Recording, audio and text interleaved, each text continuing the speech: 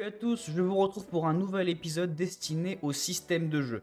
Globalement, je vous fais un guide très général sur tous les systèmes que je peux utiliser, que j'utiliserai ou pas dans mes jeux de rôle. Pas de points spécifiques pour Anathem, Bionicle, Alien, quoi que je fasse sur la chaîne. Là, on est vraiment sur une présentation sommaire de tout ce qui peut exister dans mes systèmes. Je vous présente ces différents points, les compétences, les ressources, aptitudes, tout ce qui va bien. Une fois que vous aurez tout ça, vous pourrez mieux comprendre comment ça s'articule. Il y aura probablement des vidéos vraiment destinées, des vidéos focus sur mes différents jeux de rôle. Là, je vais essayer de vous brosser un petit peu tout ce qui se fait dans mon système. Alors du coup, vu qu'on est sur des guides pour débutants, je vais commencer par la grosse question, un système de jeu, qu'est-ce que c'est hein? Parce que je rappelle, on est à la suite de la vidéo numéro 1 sur les guides pour gros débutants, donc normalement vous avez plus ou moins capté comment ça se passe, mais bon, je vais quand même reglobaliser le truc. Qu'est-ce qu'on appelle un système de jeu? Un système de jeu, en fait, c'est un système de règles. Ça va être tout un tas de règles, de façon de jeter des dés, de façon de calculer des points de vie, de façon de créer les fiches de personnages qui vont articuler le jeu de rôle. C'est avec ça, en fait, qu'on va délimiter la part que prend le hasard et la part que prend le récit dans l'intrigue du jeu de rôle. Très concrètement, les joueurs vont s'en servir pour créer leur fiche de personnage et le MJ s'en sert pour interpréter les événements. Voilà, tout bêtement. Donc ça va des points de vie aux armes en passant par les sorts. C'est toute la mécanique de conception des fiches, de conception des péripéties qui est articulée par un système de jeu. Premier chapitre de vidéo, là on s'attaque aux ressources. Alors les ressources c'est vraiment le truc général, ce que vous allez trouver dans tous mes JDR, vous pouvez pas y couper, c'est comme ça. Il y en a 3 d'affichés à l'écran juste en dessous, vie, mana et autres, on va détailler ça, pas de problème. D'une façon générale, il y en a toujours au moins une des 3, à chaque fois c'est la vie. Voilà, peu importe le JDR que je fais, que ce soit du Alien, du Bionicle, du Anathem, il y a toujours de la vie.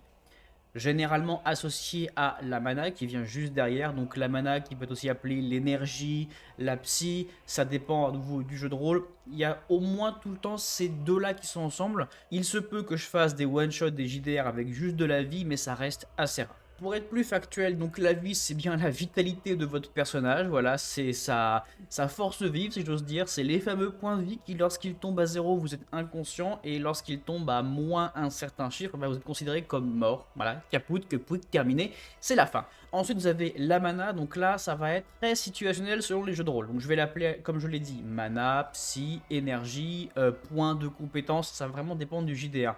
Typiquement, c'est la capacité de votre personnage à utiliser des sorts, des compétences spéciales, sa capacité à peut-être faire preuve de volonté dans une situation extrême ou à résister à des pressions extérieures.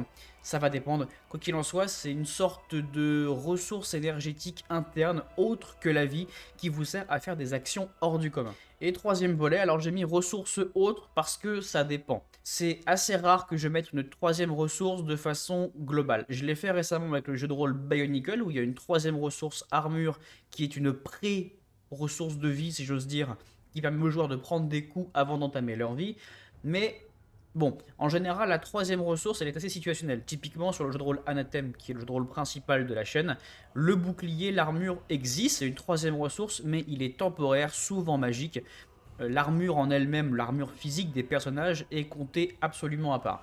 Donc, c'est pas toujours décompté, ça va vraiment dépendre. En somme, voilà tout ce que je pouvais dire sur les ressources. Elles vous servent à quantifier vos réserves d'énergie, vos réserves de vie, vos réserves d'armure. C'est véritablement ce qui va conditionner la bonne marche, si j'ose dire, du personnage, peu importe le jeu de rôle. Maintenant qu'on a vu les ressources, on passe aux jets de dés. Alors pour les plus débutants, les jets de dés, c'est quoi? C'est tout simplement du hasard. C'est du hasard que l'on ajoute dans la partie.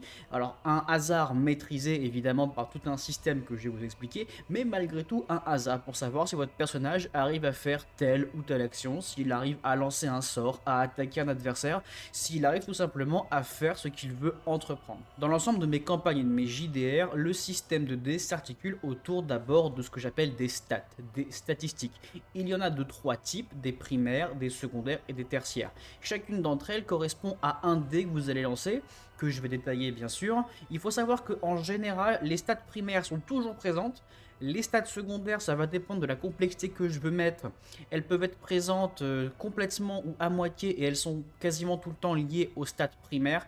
Les stats tertiaires, c'est quand même plus rare de les voir et quand je les mets, c'est vraiment que je veux creuser un point très spécifique. Bon, c'est là que vous me dites très bien, concrètement, ça se passe comment? Alors, eh bien, on va commencer par les stats primaires. Les stats primaires représentent en fait des qualités de votre personnage qui sont des qualités, on va dire, empiriques, générales.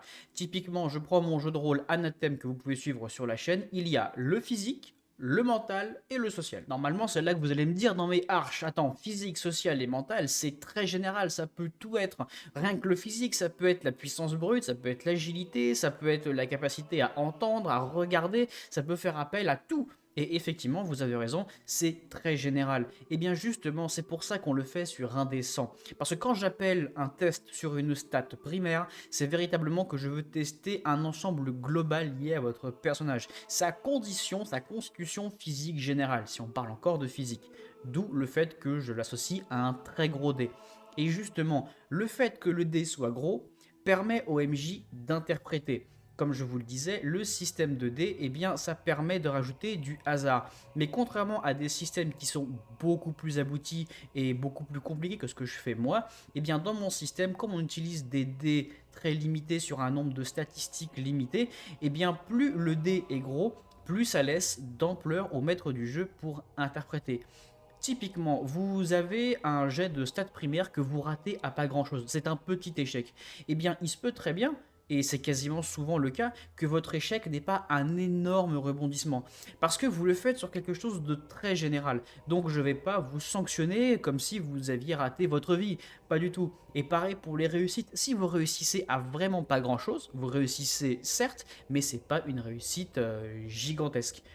Comme vous le voyez, stats primaire, très gros dé, beaucoup de hasard et justement un MJ qui va essayer de varier, qui va essayer d'adapter son récit de façon cohérente avec votre fiche, avec la situation. Une fois que j'ai dit ça, eh bien on descend d'un cran, on passe aux stats secondaires quand elles sont présentes. Elles le sont souvent, mais ça peut arriver que non, donc je précise. Les stats secondaires sont quasiment toujours liées aux stats primaires. Je vous l'ai dit, stats primaires, des stats très générales. Et bien en fait, les stats secondaires, ce sont justement des ramifications de ces stats principales. Sur Anathème, par exemple, la stat physique se subdivise en deux parties. En stats secondaires, il y a la puissance et il y a l'agilité.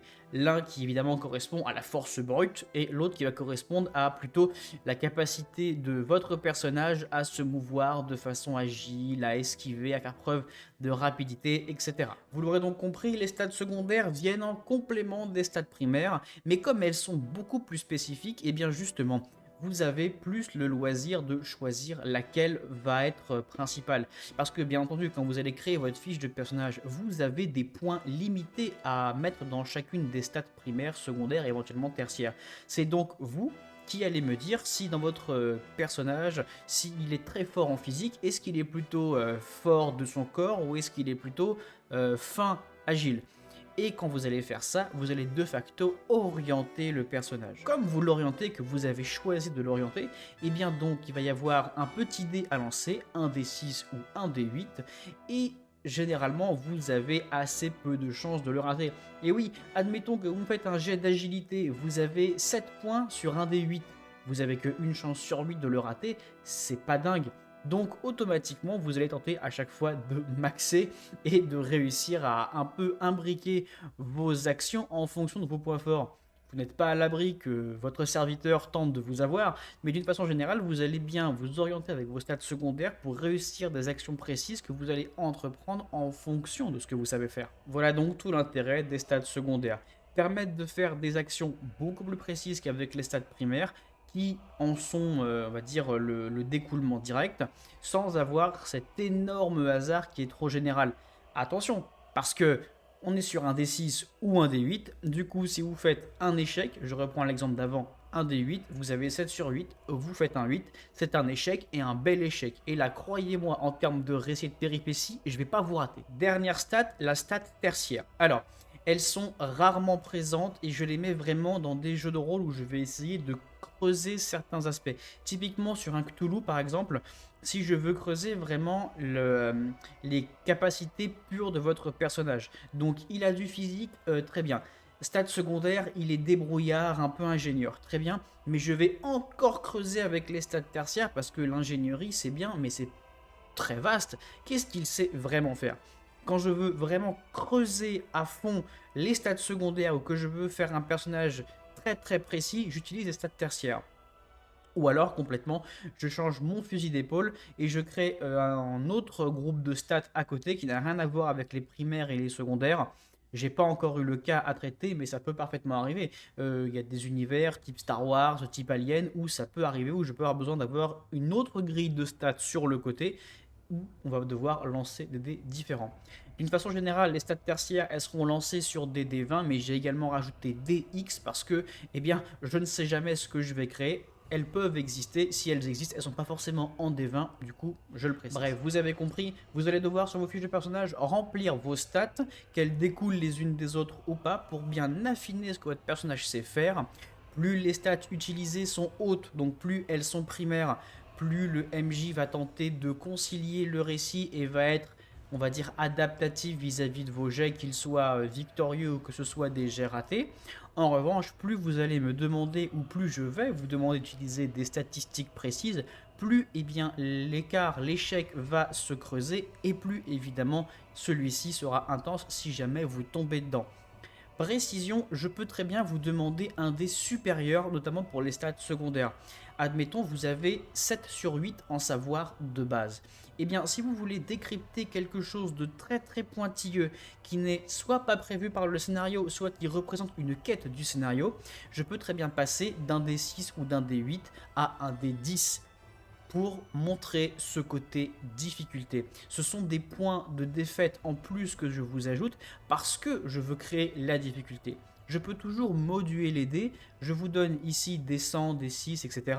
pour vous donner un ordre d'idée, mais comme je suis le seul maître à bord, je peux parfaitement corser la difficulté si jamais vous cherchez un endroit pertinent. D'ailleurs, quand je corse une difficulté, c'est soit que vous vous plantez complètement d'endroit où aller, soit que vous avez touché le bon filon. Tant qu'on sort des compétences, je vous parle des aptitudes. Alors attention, petit disclaimer, elles ne sont pas présentes sur tous mes jeux de rôle.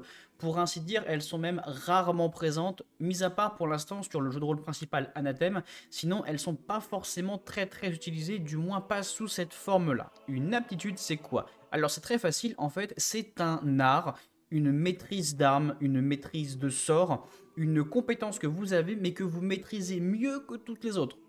Typiquement, vous êtes très bon en physique, vous avez une bonne agilité, mais votre point fort, c'est définitivement l'esquive. Eh bien, l'aptitude vous permet de le mentionner sur une fiche de personnage pour obtenir des bonus en pourcentage. Vous allez me dire en pourcentage de quoi? Je vous rappelle, les compétences principales, les compétences primaires, elles sont lancées sur un dé 100. Comment ça marche? Vous avez, admettons, 50 en physique. Vous me lancez un dé 100, si vous faites 50 ou moins, c'est réussi, si vous me faites 51 ou plus, c'est échoué. Ça, c'est pour tous les tests de physique générale. Néanmoins, si je vous fais tester une esquive, que je ne vous fais pas passer par une compétence secondaire ou tertiaire et qu'on reste sur une compétence primaire, l'aptitude va jouer. Je vous demande d'esquiver en utilisant un dé 100 de physique très primaire. Si vous avez un bonus d'aptitude, comme je l'ai marqué en dessous sur mon exemple, imaginons de 20 à l'esquive, eh bien au lieu d'avoir une réussite à 50 ou moins, vous avez une réussite exceptionnellement à 70 ou moins. 50 plus les 20% de mon exemple, ça fait 70. Donc 70 ou 20 et vous échouez à 71 ou plus. Les aptitudes fonctionnent donc en lien avec vos compétences primaires et uniquement avec vos compétences primaires en termes de calcul. Ça vous aide à maxer vos stats en sachant bien sûr que sur les D100, je n'autorise pas d'aller au-delà de 90. Ça veut dire que vous avez 80 en physique, vous avez rajouté plus de 20% dans la maîtrise de l'épée à deux mains, très bien, mais vous ne montez pas à 100. Vous êtes toujours capé à 90. En revanche, admettons que je veuille vous infliger un malus, donc je vous inflige moins 10%, et bien au lieu d'être à 80, vous êtes toujours à 90. Et ouais, vous avez plus de 20% en épée à deux mains, vous êtes censé avoir 100, le cap est à 90, moins 10, vous restez à 90 parce que vous aviez un excès de 10 points. Alors c'est là que vous allez me dire, oui non mais Arch, attends, tu nous donnes des aptitudes, mais à quoi ça sert vu que le détail de ce qu'on sait faire, c'est les compétences secondaires ou tertiaires? Effectivement, et là encore, c'est à moi, le maître du jeu, de prendre ça en compte. Typiquement, vous avez une aptitude en esquive, mais cette fois-ci, vous testez votre agilité. Admettons que vous avez 5 points sur les 6 ou 8 que je vous demande. Je sais que vous avez une app en esquive. Eh bien, en fonction de la situation, je vais très bien vous dire, eh bien là, au lieu d'avoir 5 en agilité sur ton D8, tu passes à 6, à 7. C'est, comme je l'avais dit au début de la vidéo, le maître du jeu qui décide de quasiment tout dans mon système de jeu. Donc oui, il y a les dés, mais je peux vous infliger des malus ou vous donner au contraire pas mal de bonus en fonction de vos apps. Donc n'hésitez pas à me le rappeler quand on est en jeu, et partez du principe qu'elles seront bel et bien prises en compte lorsque vous créez vos fiches de personnage et que je vous demande de renseigner vos aptitudes. Allez, on poursuit, on enchaîne. Cette fois, on revient sur une mécanique qui a quasiment tout le temps dans mes jeux de rôle. J'ai nommé les compétences. Alors les compétences, c'est quoi? Eh bien, je pense que mes petits exemples juste en dessous vont vous donner une bonne idée. Les compétences, c'est tout simplement ce que votre personnage sait faire. Oui, il est très fort, mais est-ce qu'il sait manier à la fois la hache, l'arc, l'épée et la masse? Pas forcément. Votre personnage est très bon dans le mental, il a une bonne prise avec son environnement. On est, admettons, sur un jeu de rôle Alien. Mais est-ce que votre personnage sait à la fois programmer, déprogrammer? Est-ce qu'il sait couper les serrures? Est-ce qu'il sait intervenir sur le système de Weyland-Yutani? Tout ça, est-ce qu'il sait le faire? Pas forcément. Et donc ça, c'est le boulot des compétences. Donc au-delà de vos statistiques, de vos jets de dés, il y a ce que vous savez ou ne savez pas faire. Et c'est là que les compétences rentrent en jeu. Et les compétences en elles-mêmes peuvent être liées aux aptitudes dont je parlais plus tôt. Et ben ouais, ça sert à quoi de mettre une aptitude en hache à deux mains si vous n'avez pas la compétence hache à deux mains? Dans le cas où on est encore une fois sur un système qui prend en compte aptitude et compétences. Hein, toujours. Et ça servirait à quoi? Bah ça ne servirait à rien. Une app dans un domaine, dans un maniement d'armes dont vous n'avez pas la compétence, ne vous donnera aucun bonus, puisque votre personnage ne saura pas utiliser la dite arme. Il pourra la porter, taper avec, mais ses dégâts seront nuls, il aura des malus, ce sera pas foufou. Donc il faudra bien consacrer un pan d'aptitude en lien avec les compétences, toujours si c'est juxtaposable. Donc vous l'aurez compris, les compétences, on détaille les savoir-faire du personnage. Est-ce qu'il sait manier un artisanat? Quelles armes il utilise? Est-ce que c'est un physicien? Admettons, un jeu de rôle science-fiction. C'est un physicien? Très bien, mais quel type de physique? Ou plus généralement, c'est un scientifique? Eh bien, qu'est-ce qu'il manie? Biochimie, chimie, physique, mathématiques? On détaille les savoir-faire du personnage, ce qu'il peut faire. Et c'est là vraiment que l'on trace toujours un peu plus finement l'entonnoir des possibilités du personnage. On a les stats, on a les aptitudes qui sont dérivées ou pas des compétences, ça dépend. Et les comptes, eh bien, c'est vraiment le cœur du personnage. C'est là qu'on noyote un petit peu ses savoir-faire. Et dernier point de ce tutoriel, eh bien, on va parler des sorts. Alors, ce que j'appelle sort, ça fait très fantasy. Mais on peut aussi le trouver sur un JDR comme sur Alien, sur Bionicle. Ce que j'appelle sort, ça va être des techniques spéciales. C'est un peu le Kamehameha de Goku, si vous voulez. C'est vraiment des points de technique très spécifiques du personnage qui en général coûtent de l'énergie, de la psy, de la mana, ce que vous voulez, qui vous coûtent une de vos ressources et qui en échange a un effet souvent plus dévastateur ou plus intéressant que vos seules compétences ou que vos seules aptitudes. À nouveau, en termes de sorts, en termes de technique spéciale, ça peut être lié à vos compétences, ça peut être lié à vos pourcentages en physique, mental, etc. Ça peut être lié à tout ça. Encore une fois, partir du principe que les fiches dans mes JDR sont toujours connectées. Tout est connexe dans les fiches. Donc par exemple, vous voulez des sorts de feu, très bien. Mais si vous n'avez pas pris la compétence magie du feu, bah, je vais vous dire non, pas de sort de feu. Vous voyez ce que je veux dire? Les sorts vont être fonction de ce que vous avez défini avant. Pareil pour les techniques spéciales, pareil pour tout ça. On est vraiment dans une espèce de complémentarité. Donc quand on va créer vos fiches, eh bien in fine, la dernière page, ça sera les sorts. On va compiler tout ce que vous avez mis en haut. Est-ce que vous êtes éligible à des techniques, à des sorts? Et si oui, lesquels?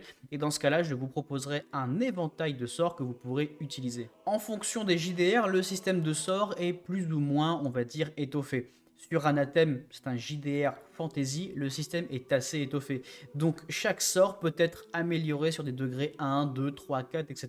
pour devenir plus puissant, mais il est aussi plus coûteux. Il faut faire des arrangements, on peut vraiment creuser les sorts. Sur quelque chose comme Alien, c'est plus compliqué. Vous avez une technique spéciale de rafale avec une arme, ou une technique spéciale qui vous permet de craquer très très vite un code de sécurité plus vite que vous ne l'auriez fait une compétence simple. Bah là c'est difficile de la faire évoluer ou alors vous la ferez évoluer d'une autre façon. Donc le système de sort a son propre niveau, son propre degré de complexité. À nouveau, ça dépend vraiment du jeu de rôle. C'est moi qui vous dirai à la création du personnage ce qui est possible ou pas possible de faire. Et voilà, on arrive déjà à la fin de la vidéo. Vous allez me dire, attends, quoi déjà? Mais on a vu quoi? Eh ben, on a vu les ressources qui définissent votre vitalité, votre énergie, vos capacités physiques. On a vu vos jets de dés avec vos statistiques principales. On a vu les compétences, on a vu les apps, on a vu les sorts. Bref, on a vu tout ce qu'il fallait pour bien articuler vos fiches. Tous ces points ne sont à nouveau, je le répète une nouvelle fois, ne sont pas disponibles dans tous mes jeux de rôle. Il y aura des tutos pour chacun d'entre eux, mais on a vraiment brossé le tableau principal et vous comprenez un peu mieux comment tout ça se joue. Vous allez un peu mieux vous figurer les jets de dés, vous allez mieux vous figurer quelles ressources on prend quand on lance des sorts, voilà. Vous allez bien articuler tout ça et c'était l'objectif de la vidéo. Avant de vous laisser, comme d'habitude, je fais un petit instant auto-promo. Ouais, je sais, mais bon, hein, écoutez, on fait ce qu'on peut, hein. C'est une petite chaîne, zut à la fin. Donc n'hésitez pas à liker, à partager, à commenter, évidemment, c'est toujours un plaisir.